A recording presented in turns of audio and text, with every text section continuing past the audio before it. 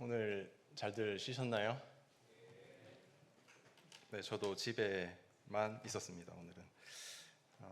아까 투표 얘기하셨는데 다들 투표하셨는지 모르겠습니다. 저도 투표를 하고 왔는데 뭐 특별한 일이 있었던 건 아니고 그냥 시민들로부터 위임된 권위를 잘 사용할 수 있는 뭐 그런 합당한 그 세상의 일꾼들도 잘 세워지면 좋겠다, 그런 마음으로 투표를 했던 것 같습니다. 의도하진 않았는데 공교롭게도 오늘 말씀도 일꾼을 세우는 본문을 가지고 말씀을 나누게 되었습니다. 2달 전쯤에 이제 교회에서 그 신청자들을 받아서 이제 교회에서 말하는 집사에 대한 책으로 이렇게 함께 공부를 하게 되었는데, 그 시작 부분에 이제 사도행전 6장 말씀으로 이렇게 시작이 되더라고요. 그래서 그 말씀을 읽고 또 책을 읽고 또 교제 나누면서 좀 마음속에 기억에 남았던 그러한 본문이었는데, 그리고 또 한 달 전쯤에 이제 큐티를 하는데 마침 또 그 본문이 나오더라고요. 그래서 그때 이제 조금 더 깊게 묵상하고 그 본문에 대해서 더 공부를 하게 되면서 제가 받았던 교훈들을 함께 나누고자 합니다. 제목은 교회 안에 문제가 생길 때라는 제목이고, 본문은 사도행전 6장 1절에서 7절입니다. 사도행전 6장 1절에서 7절입니다.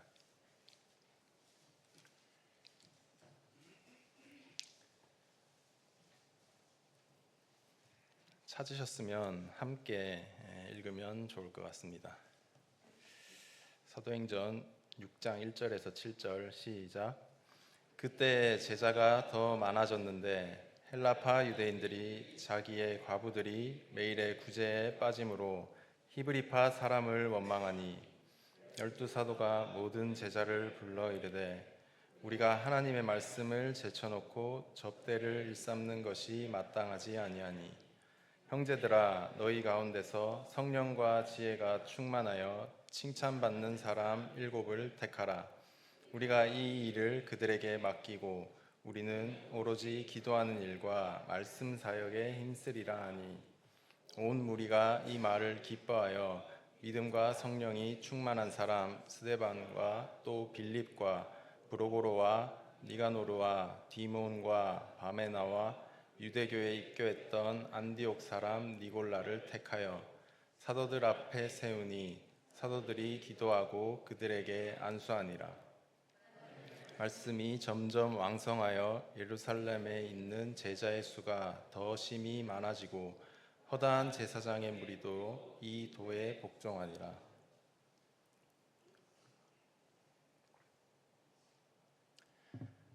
우리 팔공로 교회도 그렇고 모든 교회는 하나님의 은혜로 세워진 공동체입니다. 그러나 이렇게 이제 하나님의 은혜로 세워졌다고 하더라도, 또 하나님께서 인도하셨다고 하더라도 교회 안에 문제가 전혀 없는 것은 아닌 것 같습니다. 오히려 교회가 성장하고 또 성도들이 많아지고 또 여러 교회 안에서의 사역들이 많아질수록 그 안에서 여러 가지 갈등과 어려움이 생길 수 있는 것 같습니다. 왜냐하면 교회는 사람이 모인 곳이기 때문입니다. 그리고 여기에 모인 사람들은, 우리는 아직 완성된 사람들이 아니라 그리스도를 닮아가고 있는 그 과정 가운데 있는 사람들이기 때문에 여러 가지 갈등과 어려움이 생길 수 있을 것이라고 생각되어집니다. 오늘 우리가 읽은 이 본문에 나오는 이 초대교회의 모습도 마찬가지였습니다. 이 6장 이제 앞부분에 보면은 이 초대교회는 이 성령의 능력이 나타나고 또 하나님의 말씀이 담대히 선포됐던 교회였습니다.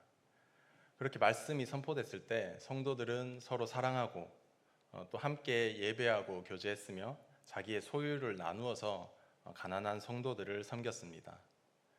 이러한 모습을 보고 교회 밖의 사람들도 교회를 칭찬했고 하나님께서는 날마다 구원받는 사람들을 더해 주셨습니다. 그러나 이렇게 좋은 모습이었던 이 초대교회도 완벽한 교회는 아니었습니다. 외부적으로 핍박이 있었고 내부적으로는 아나니아와 삽비라처럼 이 죄의 문제도 있었습니다. 그러나 하나님께서는 그 문제 속에서도 이 교회를 지키셨고 교회는 계속해서 예수께서 그리스도이심을 전했습니다.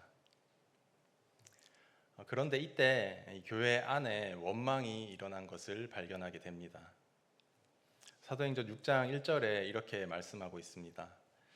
그때 제자가 더 많아졌는데 헬라파 유대인들이 자기의 과부들이 매일의 구제에 빠짐으로 히브리파 사람을 원망하니.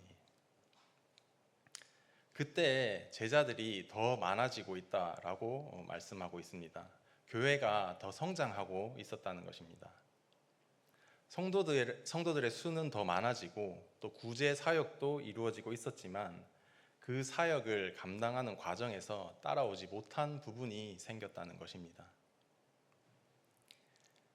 이처럼 우리 교회도 성장할 때 문제가 생길 수 있습니다. 믿음이 자라고 사역이 많아질 때도 갈등이 생길 수가 있습니다. 중요한 것은 문제가 전혀 생기지 않는 교회가 되는 것이 아니라 문제가 생겼을 때 이것을 어떻게 해결하냐는 것입니다. 여기서 우리가 살펴볼 것은 교회 안에는 언제든지 문제가 생길 수 있다는 것입니다. 이 본문에 나오는 갈등은 헬라파 유대인과 히브리파 유대인 사이의 갈등이었습니다. 헬라파 유대인들은 유대 땅 밖에서 살다가 예루살렘으로 돌아온 디아스포라 유대인들이었고 히브리파 유대인들은 예루살렘과 유대 지역에서 나고 자란 사람들이었습니다. 둘 다 같은 유대인들이었고 둘 다 예수 그리스도를 믿게 된 사람들이었습니다. 그러나 서로 다른 배경과 문화의 차이가 있었고 그 차이가 교회 안에서는 보이지 않는 간격으로 남아 있었을 수도 있었습니다. 그런데 이 갈등이 이 구제 문제에서 드러났습니다. 지금도 그렇지만 당시의 과부들은 경제 활동을 하기 어려운 사회적 약자였습니다. 그래서 이 교회의 구제가 자신들의 실제 생계와 연결되어 있었는데 그 구제 과정에서 헬라파 과부들만 자주 빠지게 된 것이었습니다. 헬라파 유대인들의 입장에서는 충분히 이렇게 느낄 수 있었습니다. 왜 우리만 계속해서 이 구제에 빠지지? 왜 우리는 안 챙기고 히브리파 사람들만 더 챙기지? 왜 우리 헬라파 과부들은 돌봄을 받지 못하지? 이 일은 단순히 기분만 상하는 문제가 아니라 실제 그들의 삶과 연결된 문제였습니다. 그리고 이 문제가 교회 안에 갈등의 기폭제가 된 것입니다. 이런 것처럼 교회 안에서도 이러한 일들은 언제든지 일어날 수가 있는 것 같습니다. 우리가 교회 안에서 지내면서 무언가 차별을 받는다고 느끼거나 마음에 어려움이 있을 수도 있는 것 같습니다. 누군가는 밴드에 올라온 글 때문에 마음이 상할 수도 있고 또 어떤 사람들은 왜 이 글은 밴드에 안 올려주지? 라는 생각으로 마음이 상할 수도 있을 것 같습니다. 또 어떤 사람들은 밴드에 올라온 글의 반응 때문에 또 마음이 어려운 사람이 있을 수도 있을 것 같습니다. 우리 교회 안에서 어떤 공적으로 진행되는 사역에서 무언가 불만이 생겨서 원망이 생길 수도 있습니다. 반대로 우리 교회 안에서 이러한 사역들을 해야 되는데 왜 하고 있지 않지? 이러한 마음 때문에 불편한 마음이 생길 수도 있을 것 같습니다. 또 어떤 사람들은 어떤 사역을 하는 리더들의 말과 행동 때문에 상처를 받을 수도 있고 또 성도들 간의 관계 속에서도 크고 작은 문제들이 발생할 수가 있습니다. 이처럼 경우의 수를 따지자면은 무수히 많은 문제들이 생길 수가 있는데 중요한 것은 이러한 문제들을 사람의 방법으로 해결하느냐 아니면 하나님의 방법으로 해결하느냐가 중요한 것인 것 같습니다. 교회 안에 작은 문제라도 제대로 해결하지 않는다면 그것이 불씨가 되어서 그것이 번져서 교회 전체를 태울 수도 있는 것입니다. 이것이 더 심해지면 교회가 분열되기도 하고 또 교회가 무너질 수도 있습니다. 그렇다면 초대 교회는 이 문제를 어떻게 해결했을까요? 사도들의 해결 방법을 함께 살펴보기를 원합니다. 첫 번째로 이 사도들은 이 문제가 발견되었을 때 이 문제를 간과하거나 부정하지 않았습니다. 사도들은 이 헬라파 과부들의 이 원망의 문제를 절대 가볍게 여기지 않았습니다. 그 정도는 별일 아닌 것 같다, 아니면은 우리가 일부러 그런 게 아니다 라는 말도 하지 않았습니다. 또 이 접대가 어떻게 빠지게 됐는지 그 문제의 주범을 색출해 내려고도 하지 않았습니다. 그리고 사도들 중에는 내가 그런 게 아니기 때문에, 내 담당이 아니기 때문에 내 책임이 아니다 라고 말하지도 않았습니다. 이 문제를 지나치거나 변명하지 않았다는 것입니다. 많은 경우에 특히 세상에서는 어떠한 문제가 생기면 대부분의 사람들은 먼저 책임을 회피하려 합니다. 그러나 사도들은 그렇게 하지 않았습니다. 여기서 우리가 받을 수 있는 교훈은 교회 안에 원망이 일어날 때 그것을 감정적으로 받거나 모른 척하지 않아야 한다는 것입니다. 또한 그 문제를 덮어두지 않고 그것을 변명으로 넘어가려 해서도 안 된다는 것입니다. 사도들은 이 문제를 분명히 인정했습니다. 그리고 이 문제를 어떻게 하면 더 바르게 해결할 수 있을지 고민을 했습니다. 이처럼 우리 교회 안에서도 문제가 생길 때 이렇게 해야 합니다. 문제가 생겼다는 사실만으로 우리는 낙심할 필요는 없습니다. 그러나 그 문제를 아주 가볍게 여기거나 모른 척하거나 누군가의 책임으로만 돌려서는 안 됩니다. 하나님의 방법은 그 문제를 직면하는 것입니다. 그리고 그 문제를 하나님 앞에서 바르게 해결하려고 하는 것입니다.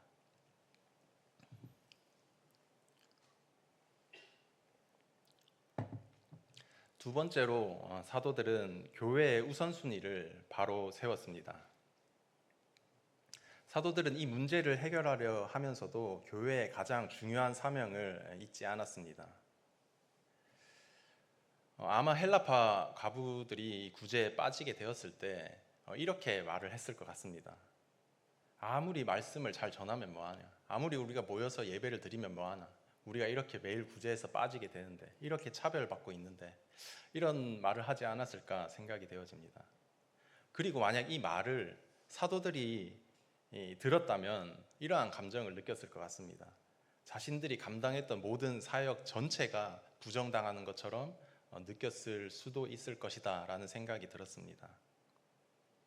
그럴 때 보통의 사람들은 그 문제를 반드시 바로잡아야 한다는 생각에 그 문제 하나에만 매몰되기가 쉬운 것 같습니다. 하지만 사도들은 그렇게 하지 않았습니다. 그들은 이 문제를 해결하되 교회가 가장 먼저 해야 할 일이 무엇인지를 분명히 했습니다. 6장 2절에 사도들은 이렇게 말하고 있습니다. 12사도가 모든 제자를 불러 이르되 우리가 하나님의 말씀을 제쳐놓고 접대를 일삼는 것이 마땅하지 아니하니. 여기서 접대를 일삼는다라는 이 표현이 마냥 좋게는 들리진 않더라고요. 이 표현이 되게 이제 이 일은 가볍거나 덜 중요한 일이다라는 것처럼 그러한 뉘앙스로 많이 들릴 수 있습니다. 그러나 절대 그렇지 않습니다. 이 접대하는 일 자체가 성도들이 말씀과 기도 가운데 은혜를 받아 자발적으로 감당했던 귀한 섬김이었습니다. 그렇기 때문에 이 구제도 중요하고 섬김도 중요한 일입니다. 말씀과 기도가 가장 중요하다고 해서 다른 사역들이 중요하지 않다는 것이 아닙니다. 다만 여기서 나타났던 문제는 사도들이 이 일과 저 일을 다 감당할 수 없게 되었다는 데 있습니다. 교회가 성장하고 사람들이 아주 많아졌습니다. 사도행전 앞부분에 보면은 3,000명이 더해지고 5,000명이 더해졌다고 했습니다. 대략적으로 한 10,000명 정도가 모인 교회에서 일꾼은 12사도뿐이었다라고 추측을 할 수가 있습니다. 이 많은 사람들의 들을 섬기는 이 일을 12사도만으로는 모두 감당할 수 없게 된 것입니다. 그때 사도들은 자신들에게 반드시 필요한 일이 무엇인지 분별했습니다. 그것은 바로 4절에 나오는 것처럼 말씀과 기도에 전념하는 것이었습니다. 사도들은 실제로 예수님과 함께 지냈었고 예수님의 가르침과 사역을 직접 보고 들은 사람들이었습니다. 그렇기 때문에 사도들은 예수 그리스도의 말씀과 사역을 가장 잘 증언할 수 있는 사람들이었습니다. 그래서 사도들은 자신들이 가장 잘할 수 있는 일, 가장 힘써야 할 일, 즉 말씀과 기도에 전념하기로 한 것입니다.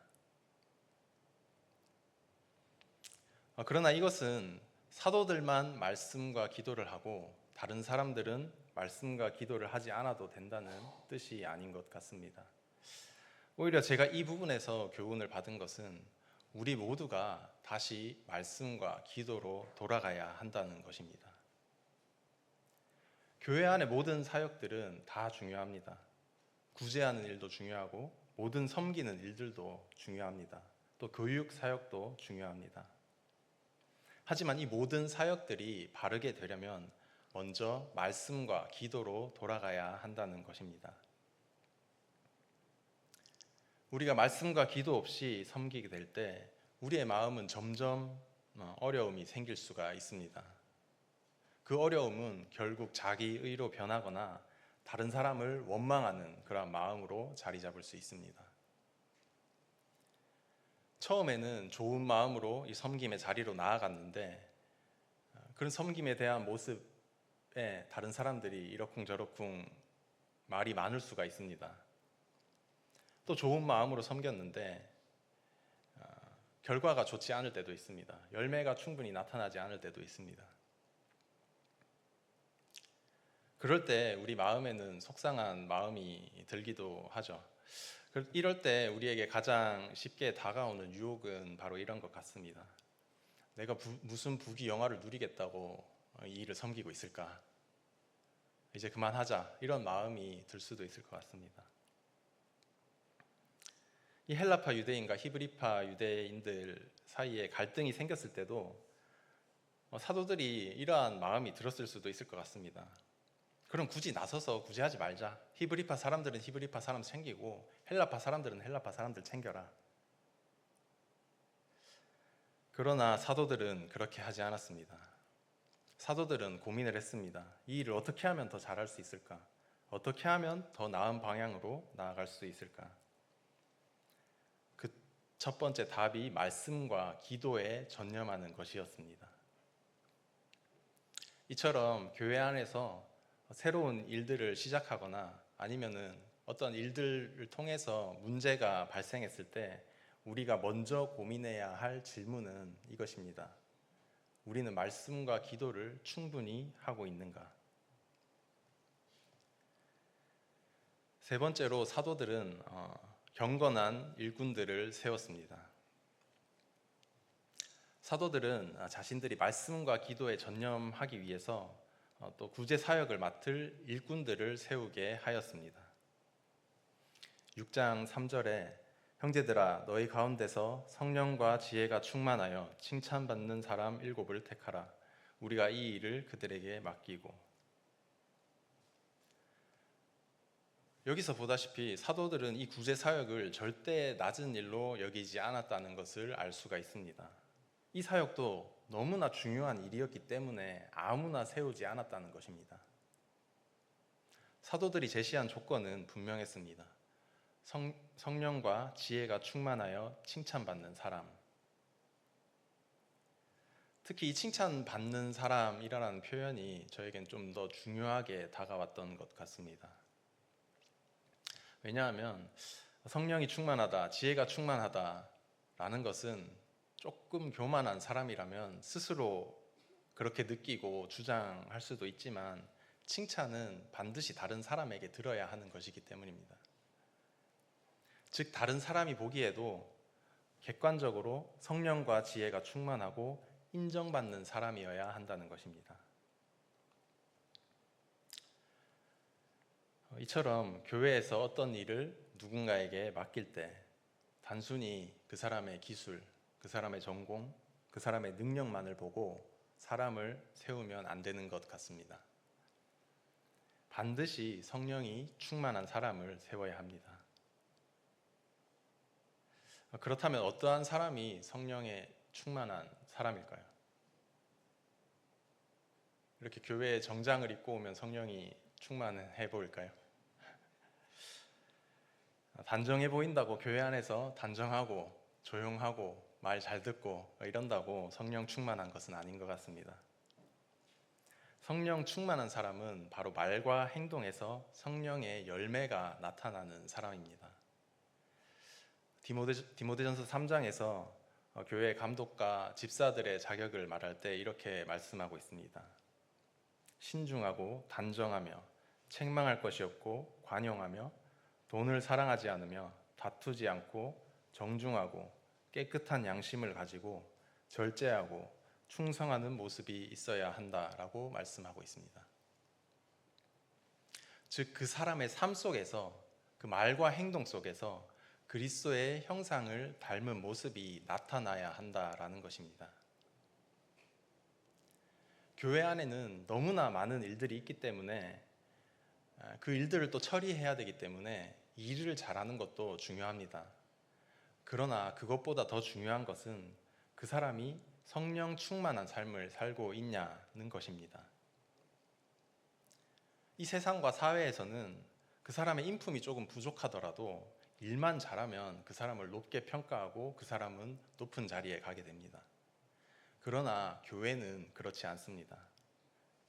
교회는 일을 조금 못하더라도 그리스도를 닮은 사람, 성령으로 채워진 사람을 세워서 일하게 해야 합니다. 교회의 문제를 해결하는 데 필요한 사람은 단순히 능력 있는 사람이 아니라 성령과 지혜가 충만하고 말씀 앞에서 바르게 분별하며 그 말씀에 순종할 수 있는 사람이어야 합니다. 이렇게 사도들이 문제에 대해서 해결책을 얘기했을 때 나타났던 반응들을 보기를 원합니다. 사도들이 말씀과 기도에 힘쓰겠다고 말하고 성령과 지혜가 충만한 일꾼들을 세우자라고 얘기했을 때 5절에 이렇게 말하고 있습니다. 온 무리가 이 말을 기뻐하여. 사도들이 해결책을 얘기했을 때 온 무리가 그것을 함께 기뻐했다라고 말하고 있습니다. 이 문제 때문에 불편함 가운데 있었던 헬라파 사람들도, 이 문제가 문제로 여겨지지 않았던 히브리파 사람들도 모두 함께 기뻐했다는 것입니다. 그리고 또 놀라운 점은 여기에 세워진 7 사람들의 이름이 모두 헬라파 유대인의 이름이라는 것입니다. 헬라파 과부들이 구제에서 빠진 문제를 해결하기 위해서 헬라파 유대인들을 일꾼으로 세웠다라는 것입니다.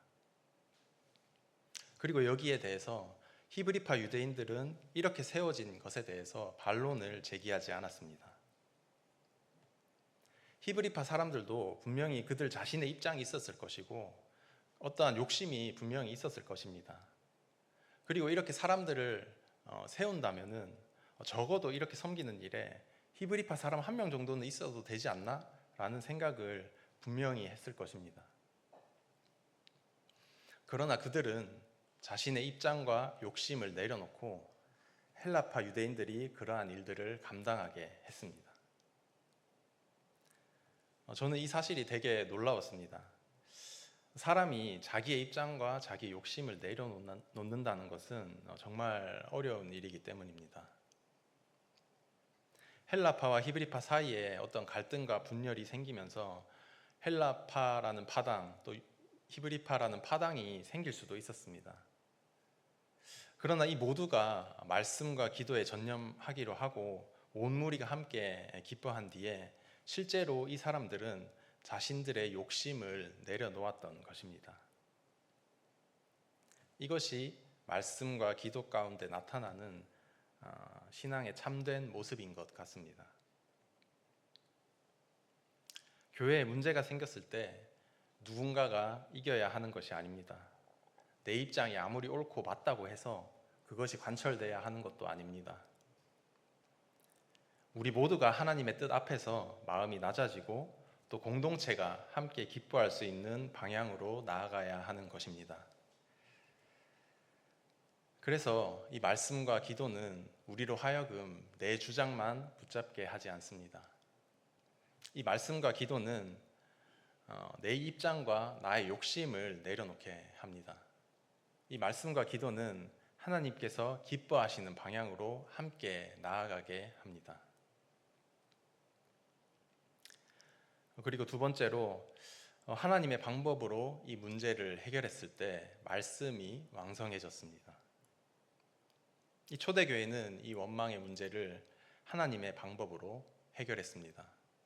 첫 번째로 이 문제를 감정적으로 대하지 않고 실제 이 문제에 집중을 했습니다. 두 번째로 이 말씀과 기도의 우선순위를 바로 세웠습니다. 세 번째로 성령과 지혜가 충만한 칭찬받는 경건한 일꾼들을 세웠습니다. 그 결과 사도행전 6장 7절에 이렇게 말씀하고 있습니다. 하나님의 말씀이 점점 왕성하여 예루살렘에 있는 제자의 수가 더 심히 많아지고 허다한 제사장의 무리도 이 도에 복종하니라. 그 결과로 하나님의 말씀이 점점 더 왕성해졌습니다. 이 말은 하나님의 말씀이 계속해서 퍼져나갔다는 말입니다. 즉 하나님의 말씀에 힘이 생겼다라는 것입니다. 이것은 단순하게 하나님의 말씀을 아는 사람이 많아졌다는 뜻이 아니라 하나님의 말씀에 순종하는 사람들이 많아졌다라는 뜻입니다. 초대교회에 분명한 문제가 생겼지만 그 문제 때문에 무너지지 않았습니다. 오히려 그 문제를 하나님의 방법으로 해결했을 때 하나님의 말씀이 더욱더 왕성해졌습니다. 제자의 수가 더 많아졌고 많은 제사장들도 그리스도의 도에 복종하게 되었습니다. 이처럼 교회가 문제를 만나게 되었을 때 그 문제는 교회를 무너뜨리는 불씨가 될 수도 있습니다. 하지만 이 문제를 사람의 방법이 아니라 하나님의 방법으로 해결했을 때 그 문제는 오히려 교회를 더 건강하게 세우는 기회가 될 수 있습니다.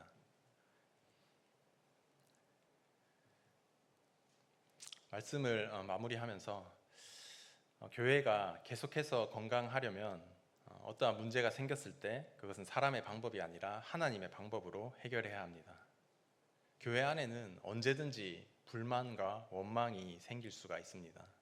또 각자의 인간관계 속에서도 계속해서 문제가 생길 수도 있습니다. 또 자신의 은사로 어떠한 사역에 어떠한 일에 섬기고 있을 때도 어떠한 문제가 발생할 수도 있습니다. 그때 우리는 이러한 방식으로 답을 찾으려 해서는 안 됩니다. 누구의 잘못이지? 누구의 책임이지? 그것을 색출해내면 저 사람이 없어지면 괜찮겠는데? 그 일을 안 하게 되면 괜찮겠지? 이것이 답이 아닙니다. 이것보다 먼저 우리 스스로에게 물어야 할 질문은 우리가 말씀과 기도 가운데 이 문제를 보고 있는가? 내 마음은 하나님 앞에서 바로 서 있는가? 나는 이 문제를 사람의 방법이 아니라 하나님의 방법으로 해결하려고 하는가? 그래서 이 오늘의 말씀을 통해서 우리 교회에 적용을 하면서 우리가 함께 이렇게 기도하면 좋겠다라는 생각이 들었습니다. 지금 세워진 일꾼들이 성령과 지혜로 충만하게 해달라고 기도하기를 원합니다. 또 성령과 지혜가 충만한 다른 일꾼들이 더 많이 일어나게 해달라고 기도하기를 원합니다.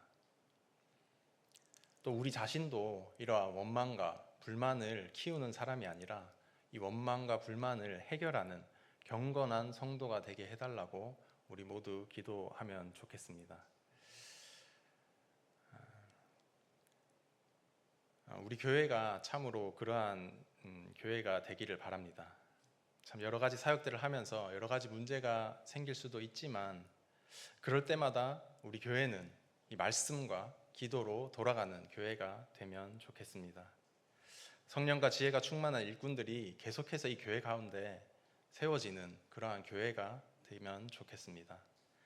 자신들의 입장과 욕심을 내려놓고 하나님의 뜻 앞에서 함께 기뻐하는 그러한 교회가 되기를 소망하면서 오늘 말씀을 마치도록 하겠습니다. 기도하는 시간 갖도록 하겠습니다.